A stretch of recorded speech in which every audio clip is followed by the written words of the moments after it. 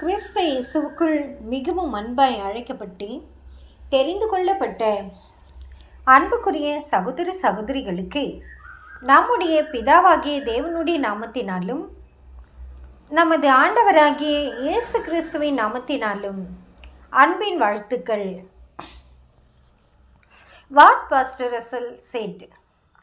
கேள்வி எண் 470. வருடம் 1909. கூட்டங்கள் சிறு எண்ணிக்கையுள்ள வகுப்பு தொடர்பாக. மீட்டிங்ஸ் ரீ ஸ்மால் கிளாஸஸ். கேள்வி எண் 1. 3 அல்லது 4 பேரை எண்ணிக்கையாக கொண்டிருக்கும் வகுப்பிற்கு நீங்கள் பெரேயா ஆராய்ச்சியை பரிந்துரைப்பீர்களா அல்லது டான் ஆராய்ச்சியை பரிந்துரைப்பீர்களா? இக்கேள்விக்கான பதில்: இரண்டையும் பெற்றிருப்பது நலமாயிருக்கும் என்று கருதுகின்றேன். நமக்கு அநேகம் வாய்ப்புகள் காணப்படுகின்றபடியால் ஒன்றோடு நிறுத்தி கொள்ள வேண்டாம். பெரோயா ஆராய்ச்சி வகுப்புகள் என்பது அநேகமாக பொதுவான கூடுகைகளுக்கு சிறந்ததாகவும் கொஞ்சம் ஒழுங்காயும் காணப்படும். மற்றும் டான் ஆராய்ச்சி வகுப்புகளை மாலையில் பெற்றிருங்கள். இது விஷயத்தில் ஒருவரும் ஜெபம் மற்றும் சாட்சி கூட்டங்களை மறந்துவிட வேண்டாம் என்று அறிவுரை வழங்குகின்றேன். ஏனெனில் அவைகள் சபை பெற்றிருக்கும் மிகவும் பிரயோஜனமான கூட்டங்கள் மத்தியில் அடங்குபவைகளாக காணப்படுகின்றன. எந்த அளவுக்கு அவைகள் அதிகமாய் செய்யப்படுகின்றதோ அவ்வளவாய் சபையாருடைய ஆவிக்குரிய நிலைமையானது நலமார்ந்து காணப்படுவதை நாம் பொதுவாக பார்க்க முடிகின்றது. மற்றும் இதன் காரணமாக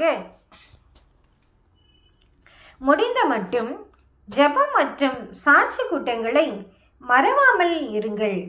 மற்றும் பல வருடங்களுக்கு முன்பாக நடந்தவைகளை சாட்சியாக பகரும் தவற்றினையும் செய்யாதிருங்கள்.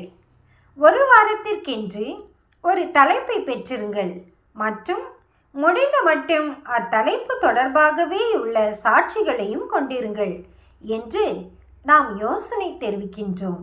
சில இடங்களில் சபையார் வாராந்தர பிரசங்கங்களை ஜெபம் மற்றும் சாட்சி கூட்டங்களுக்கான அடிப்படையாக வைத்துக் கொள்கின்றனர் மற்றும் இவைகளின் அடிப்படையில் சாட்சி கொடுப்பதற்கு முயற்சிக்கின்றனர். மற்றும் இப்படியாக அப்பாடத்தினை வாரம் முழுவதும் மனதில் பெற்றிருக்கையில் சபையார் அப்பாடத்திற்கு இசைவான சில அனுபவங்களை குறித்து கவனித்திருப்பார்கள். நியூயார்க்கில் உள்ள சபையில் ஞாயிற்றுக்கிழமை பிற்பகலில் கொடுக்கப்படும் தூதை சபையார் வாராந்தர ஜெபம் மற்றும் சாட்சி கூட்டத்திற்கான பாடப்பொருளாக எடுத்துக்கொள்கின்றனர்.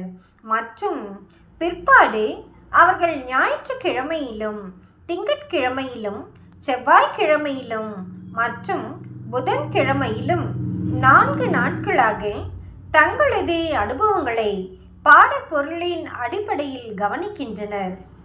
ஒருவேளை தலைப்பு பொறுமை குறித்தது என்றால் தாங்கள் எந்த அளவுக்கு பொறுமையினை வளர்த்திருக்கின்றனர் என்று கவனித்துக் கொள்வார்கள்.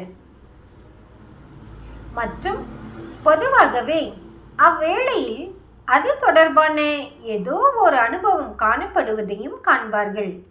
புதன்கிழமை கூட்டத்திற்கு பிற்பாடு அடுத்து வரும் ஞாயிற்றுக்கிழமை வரை அதே எண்ணங்களை மனதில் கொண்டு காணப்பட்டு இவ்விதமாய் எப்போதும் அதை மனதில் கொண்டவர்களாய் இருக்கின்றனர். இதில் ஓர் அனுகூலம் என்னவெனில் இது நம் அனைவரையும் அப்போது வரையிலான நம் நிலவரம் குறித்து அறியும் நிலைக்கு கொண்டு வருகின்றதா இருக்கின்றது. கிறிஸ்தவ அனுபவம் தொடர்புடைய விஷயத்தில் நீங்கள் நோக்கமின்றி சென்று கொண்டிருக்க, அதுவும் நீங்கள் நோக்கமின்றி சென்று கொண்டிருப்பதை அறியாதவர்களாய் காணப்பட்டு இப்படியே ஒரு நாள் முழுவதும் வீணாகி போயிருக்கும் என்பதை நீங்கள் அனைவரும் உங்களது அனுபவங்களில் உணர்ந்திருப்பீர்கள் என்று நான் எண்ணுகின்றேன். ஆகையால் இந்த அனுபவங்களை கவனிப்பதின் மூலம் நாம் தேடுபவைகளை அவற்றில் காணலாம். இப்படியாக உங்கள் மனதிற்கு முன்பாக நீங்கள் எதையும் நிறுத்தி கொள்ளவில்லை எனில் உங்களுக்கு இத்தகைய அனுபவம் காணப்படாது. மற்றும் கர்த்தர் உங்களை எப்படி பராமரித்தார் அல்லது உங்களுக்கு என்ன அனுபவங்கள் காணப்பட்டது என்பவற்றை அறியாமல் காணப்படுவீர்கள். இவைகள் மிகவும் பிரயோஜனமாயிருப்பதை நாம் கண்டு கொண்டோம்.